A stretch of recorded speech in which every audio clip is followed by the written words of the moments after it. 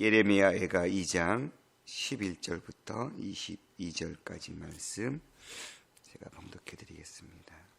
내 눈이 눈물에 상하며 내 창자가 끊어지며 내 간이 땅에 쏟아졌으니 이는 딸 내 백성이 패망하여 어린 자녀와 젖먹는 아이들이 성읍 길거리에 기절함이로다. 그들이 성읍 길거리에서 상한 자처럼 기절하여 그의 어머니들의 품에서 혼이 떠날 때에 어머니들에게 이르기를 곡식과 포도주가 어디 있느냐 하도다. 딸 예루살렘이여, 내가 무엇으로 내게 증거하며 무엇으로 내게 비유할까?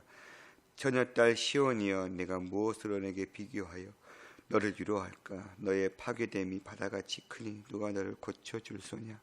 내 선지자들이 내게 대하여 헛되고 어리석은 묵시를 보았으므로 내 죄악을 드러내어서 내가 사로잡힌 것을 돌이키지 못하였도다. 그들이 거짓 경고와 미혹하게 할 것만 보았도다.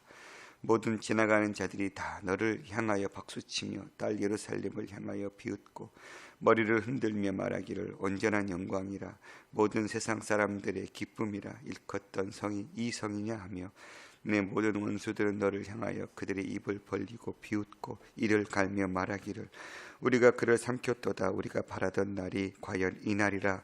우리가 얻기도 하고 보기도 하였다 하도다. 여호와께서 이미 정하신 일을 행하시고 옛날에 명령하신 말씀을 다 이루셨음이며 긍휼히 여기지 아니하시고 무너뜨리사 원수가 너로 말미암아 즐거워하게 하며 내 대적자들의 뿔로 높이 들게 하셨도다. 그들의 마음이 주를 향하여 부르짖기를 딸 시온의 성벽아, 너는 밤낮으로 눈물을 강처럼 흘릴지어다. 스스로 쉬지 말고 내 눈동자를 쉬게 하지 말지어다. 저저녁에 일어나 부르짖을지어다. 내 마음을 주 얼굴 앞에 물 쏟듯 할지어다. 갓길 어귀에서 주려 기진한 내 어린 자녀들의 생명을 위하여 주를 향하여 손을 들지어다 하였도다. 여호와여 보시옵소서. 주께서 누구에게 같이 행하셨는지요. 여인들이 어찌 자기 열매 곧 그들이 낳은 아이들을 먹오며 제사장들과 선지자들이 어찌 주의 성소에서 죽임을 당하리오이까. 늙은이와 젊은이가 다 길바닥에 엎드려 싸우며 내 처녀들과 내 청년들이 칼에 쓰러졌나이다. 주께서 주의 진노의 날에 죽이시되 긍휼히 여기지 아니하시고 도륙하셨나이다.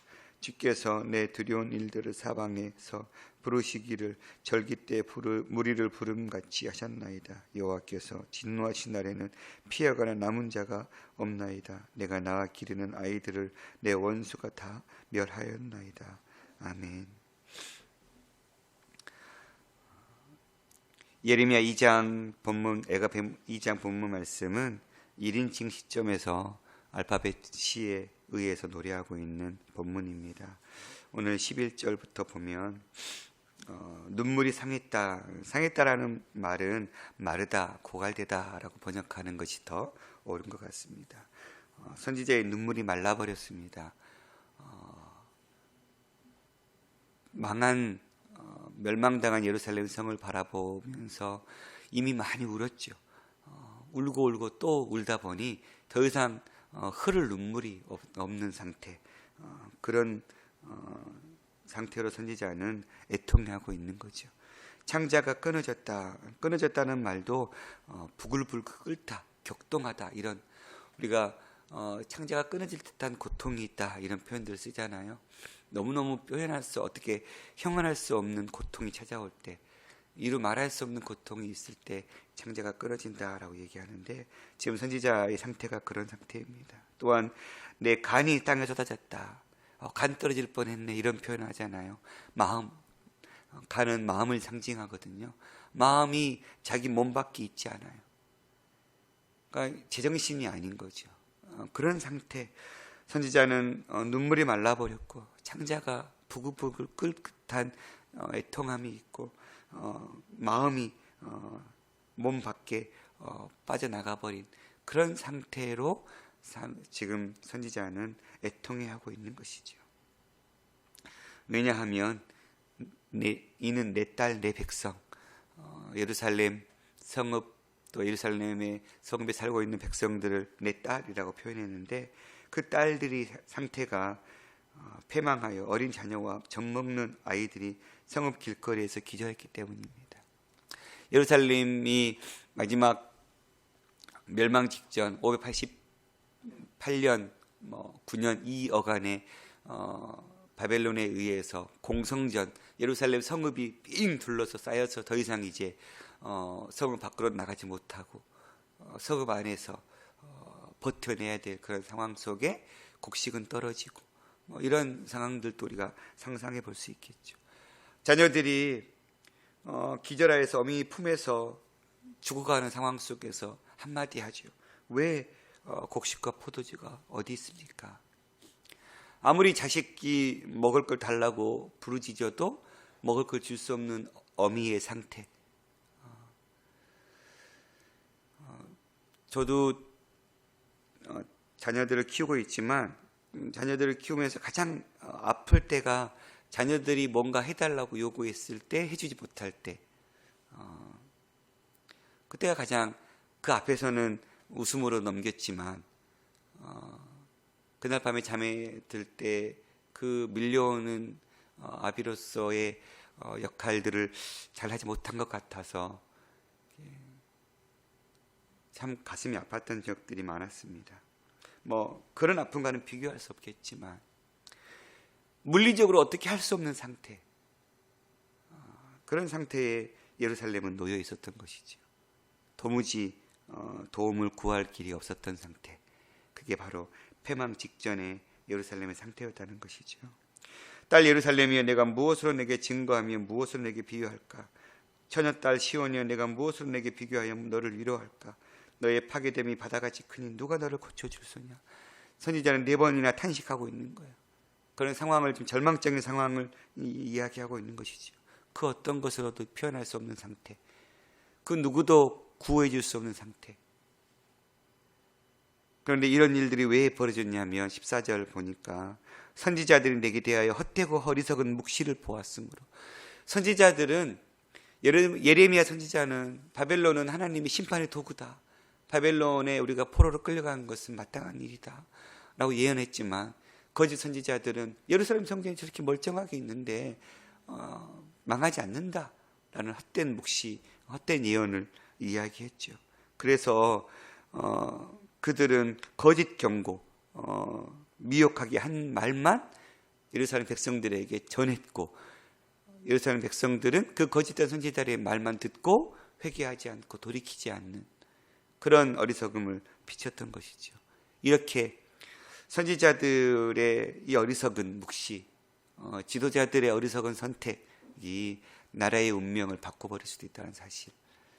그래서 우리가 지방선거를 앞두고 지방을 다스리는 자들을 우리가 잘 선택하고 뽑아야 지방자치가 잘 이루어져 갈 수 있겠죠.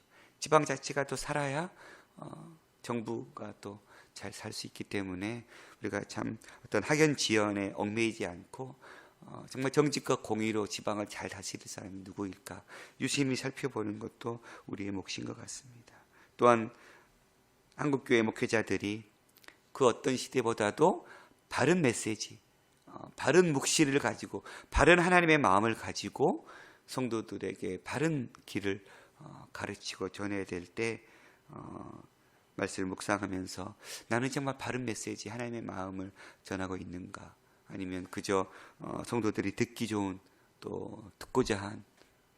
제가 7년을 섬겼던 개척교회 목사님의 교회가 3년, 4년 때 됐던 때인 것 같아요. 부흥이 제대로 되지 않았어요. 마음처럼 되지 않더라고요. 그래서 결국 한번 이렇게 부흥의 시기, 한 50여 명까지 자랐던 시기에 또 다른 일로 이렇게 또 성도들이 떨어져 나가게 되고, 다시 또 추스려서 50여 명까지 이렇게 겨우 올라갔는데, 또다시 성도들이 교회가 부흥하지 못한 이유를 목사님의 설교에 있다. 목사님은 제가 볼 때는 굉장히 원고충실형 설교였거든요. 그리고 설교가 굉장히 교훈적이고 나름 메시지가 강했어요. 삶을, 그리스도인은 어떻게 살아야 되는지 되게 말씀하셨어요. 그러다 보니 성도들은 주일날 우리가 지친 몸을 끌고 왔는데 강단에서 자꾸 이렇게 살아야 되다 저렇게 살아야 되다 막 얘기하니까 너무 힘들다, 우리에게도 위로 설교도 해주고 평안한 설교도 좀 해주고, 이런 요구를 한 거예요. 그때 목사님께서 나는 그렇게는 못하겠다. 한국교회 교단에 강단에 70%, 80%가 다 위로설교, 복설교가 만연하고 있는 이때 나도 그런 설교자의 한 사람이 되고 싶지는 않다. 이렇게 결단하셨었어요. 결국 그렇게 요구했던 자들은 다 떠나갔죠. 그리고 그렇게 그냥 쭉 밀고 나갔으면 좋았을 텐데 목사님도 그거에 대한 어떤 마음들이 쓰이셨나 봐요. 그리고 뭐 설교 학교 막 가시고 그러시더니 설교가 바뀌었어요. 설교가 원고는 보지 않고 뭐 이렇게 설교는 하셨는데 저는 예전보다 훨씬 못했어요. 성도들과 아이 컨택은 이루어져서 좀 더 역동적인 메시지가 전해진 것처럼 보였지만 그리 어떤 설교의 스킬을 가지고 전했던 메시지는 오히려 담백하게 원고를 보시면서 읽어내려갔던 설교 때보다 훨씬 힘은 없었던 그런 경험이 있습니다. 성도들은 듣기 편한 설교 듣고 싶어 하지요. 그러나 하나님이 원하시는 메시지는 뭘까요? 물론 하나님이 전하라고 하면 듣기 편한 설교도 필요하지요. 그러나 그런 설교만 하고 있다면 예레미야 시절에 거짓 선지자들과 다를 게 뭐가 있을까? 지금 이 상황, 이 시대 속에서 하나님의 마음이 어디에 있고 하나님의 마음을 품고 사는 우리 그리스도인들이 어떻게 살아야 되는가 도전하고 전하는 것, 그거는 마땅히 목회자들이 바르게 전해야 될 사명이라 생각이 되어지면서 하나님의 마음을 품고 전하는, 그리고 그런 마음을 또 들을 수 있는 성도들이 되었으면 좋겠다라는 기도가 있었습니다. 이런 상황 속에서 선지자는 18절 19절에 보니까 그렇게 절망적인 상황에서 기도하고 돌이킬 것을 이야기하고 있습니다. 그들의 마음이 주를 향하여 부르짖기를 딸 시온의 성벽아 너는 밤낮으로 눈물을 강처럼 흘릴지어다. 스스로 쉬지 말고 내 눈동자를 쉬게 하지 말지어다. 초저녁에 일어나 부르짖을지어다. 내 마음을 주 앞에 주의 얼굴 앞에 물쏟듯 할지어다. 각 길 어귀에서 주려 기질한 내 어린 자녀들의 생명을 위하여 주를 향하여 손을 들지어다. 절망 가운데 빠져있는 백성들, 그 상황 속에서 백성들아 기도해라. 나라가 패망하고 멸망했지만 소망이 끊어진 듯한 하지만 너희들의 마지막 자녀들, 다음 세대를 생각하면서 어린 자녀들의 생명을 위하여 주를 향하여 손을 들고 기도해라. 너희들의 세대는 이러할지라도 너희들의 자녀의 세대에는 새로운 소망을 줘야 되지 않느냐. 그러니 부모된 자식들아, 부모된 자녀들아 기도해라. 다음 세대를 위해서. 마치 오늘날 우리 한국교회 실정 같아요.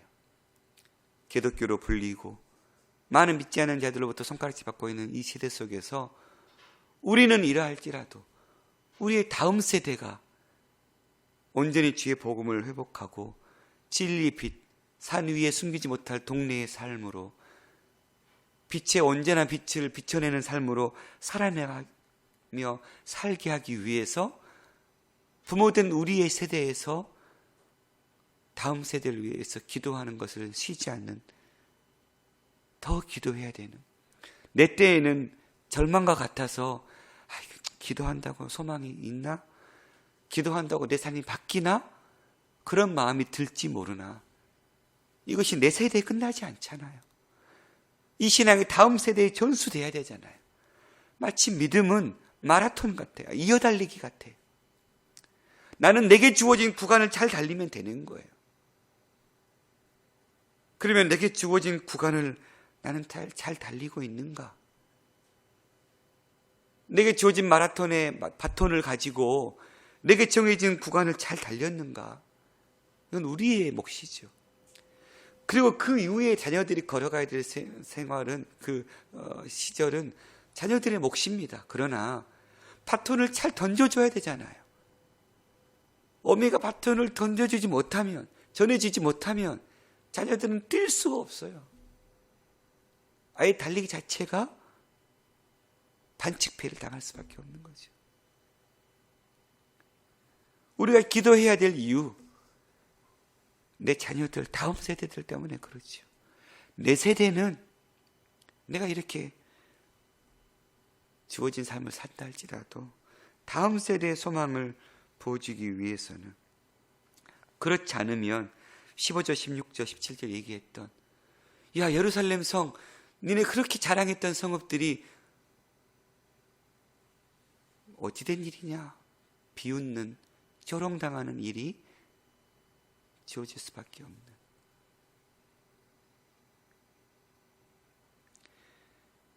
그래서 시인도 그런 마음으로 기도하고 있습니다. 20절부터 보니 여호와여 보시옵소서, 주께서 누구에게 이같이 행하셨는지요. 이 일을 행하신 분이 누구냐? 하나님밖에 없다라는 거. 하나님이 하신 심판이라는 거예요. 이것은 하나님의 심판이어서 작정하신 일이에요. 17절에 보면 여호와께서 이미 정하신 일을 행하시고 옛날에 명령하신 말씀을 다 이루셨다. 이것은 하나님이 정하신 일이라는 거예요. 그러나 여인들이 어찌 자기 열매 곧 그들이 낳은 아이들을 먹으오며 제사장들과 선지자들이 어찌 주의 성소에서 죽임을 당하리오이까. 늙은이 젊은이 다 길바닥에 쓰러졌고 처녀들 청년들 다 칼에 쓰러졌고 주께서 주의 진노의 날에 죽이시되 긍휼히 여기지 아니하시고 도력하셨나이다. 그렇습니다. 하나님의 계획하신 일 때문에, 작정하신 일 누구도 피할 수 없고 돌이킬 수 없습니다. 그래서 결국은 늙은이든 젊은이든 모든 이들이 소망 없이 다 죽어져 갔습니다. 이것은 하나님이 정하신 일이고 정하신 일로 이루어진 확정된 일입니다. 그러나 주께서 내 두려운 일들을 사방에서 부르시기를 절기 때 무리를 부름같이 하셨나이다. 여호와께서 진노하신 날에는 피하거나 남은 자가 없나이다. 내가 낳아 기르는 아이들을 내 원수가 다 멸한나이다. 그런 자기의 끓는 상황을 이야기하면서 돌이켜달라고, 주님께서 뜻하신 일이 다 이루어졌으니 이제는 다시금 절망 가운데 있는 이 땅에 소망의 빛을 비춰달라고 애원하고 있는 선지자. 그 선지자의 마음이 어떠할까? 되게 어제 말씀을 묵상하면서 예레미야 마음을 품지 못한 내 자신을 보고 안타깝고, 예레미야 마음을 또 품으려 하니 너무 가슴이 아프고 참 힘든 하루였던 것 같아요. 나는 정말 이런 마음이 있나? 무너져가고 있는 세대를 바라보면서 예레미야와 같이 끊어질 듯한 고통으로 부르짖는 그 마음이 있나? 나는 다음 세대를 위해서 정말 내가 감당해야 될 기도의 몫을 잘 감당하고 있는가? 나는 나의 죄로 인해서 다음 세대에게 이러한 어려움을 물려주고 있지는 않는가?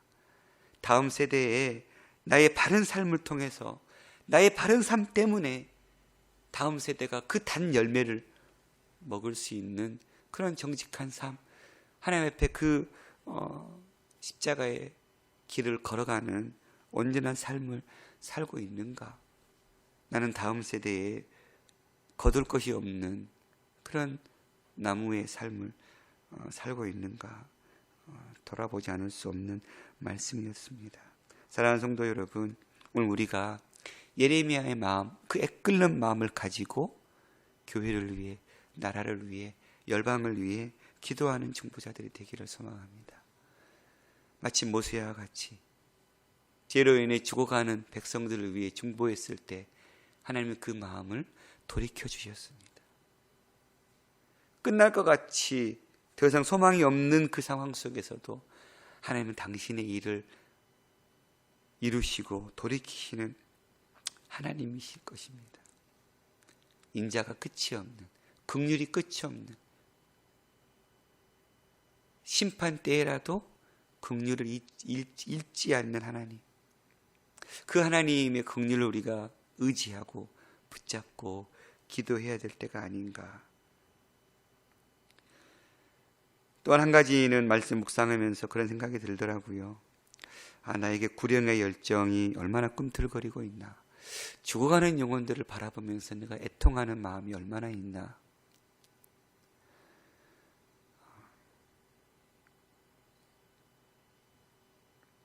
우리 그리스도인들은 죽으면 죽음 위에 끝이 아니니까, 또 다른 시작이 있으니까, 그렇게 어렵고 힘들더라도 기도 안 해도 결국은 하나님의 부르심 앞에 설 테니까, 이렇게 좀 안이하게 생각할 수 있지만,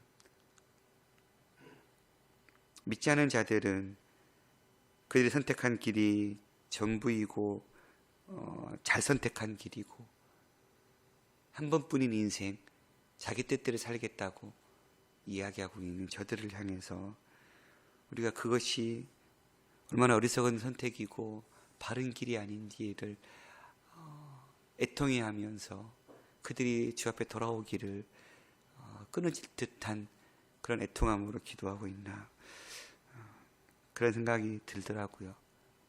그래서 어제 같이 저녁에 기도하면서 열방을 위해서, 나라를 위해서 기도할 때 믿지 않은 자들, 죽어가는 영혼들, 그 끝이 절벽인지도 모르고 그저 신나서 나아가고 있는 그들을 향해서 우리 기도하자고 함께 기도했었는데요.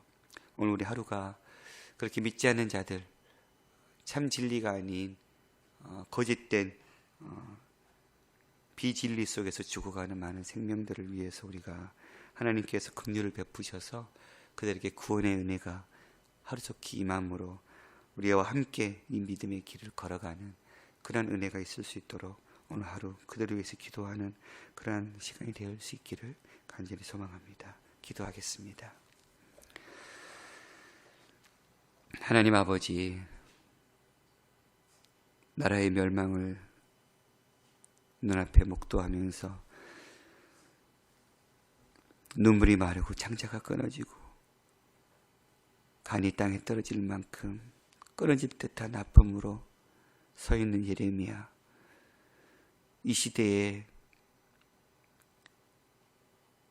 하나님의 마음을 품지 못하고 인간의 판단, 생각으로 자기 왕국들을 만들어 놓고 죽어가는 이 세대 속에서 우리가 예레미야와 같은 마음을 품기를 소망합니다. 하나님이 없는 삶이 전부인 양 살아가고 있는 이 세대 속에서 죽어가는 그 영혼들을 바라보면서 예레미야의 마음으로 통회자복하며 애끓는 심정으로 기도하는 중보자들이 될 수 있도록 우리를 붙들어 주시옵소서.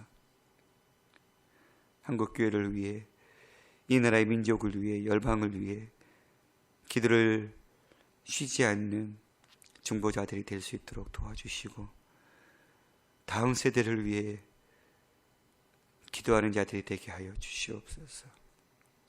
우리 세대는 이러하다 할지라도 다음 세대들에게 이러한 죄악을 물려주는 세대가 되지 않도록 우리의 죄를 우리의 세대에서 끊어내고 우리의 회개를 우리의 세대 속에서 감당해내므로 다음 세대들에게는 새로운 인생 살아낼 수 있도록 온전한 바톤을 이어줄 수 있는 그 세대의 삶을 살아낼 수 있도록 우리를 붙잡아 주시옵소서.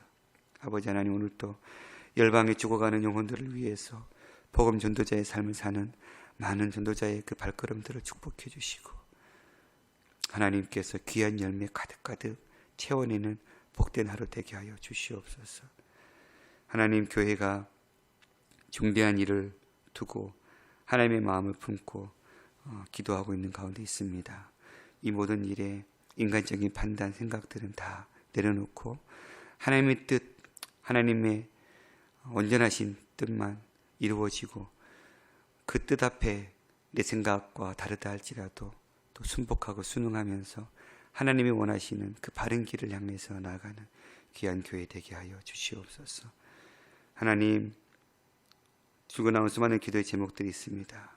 세면 음성으로 이끄시고 인도하여 주시옵소서. 모든 말씀 예수 그리스도 이름으로 감사하며 드렸습니다. 아멘.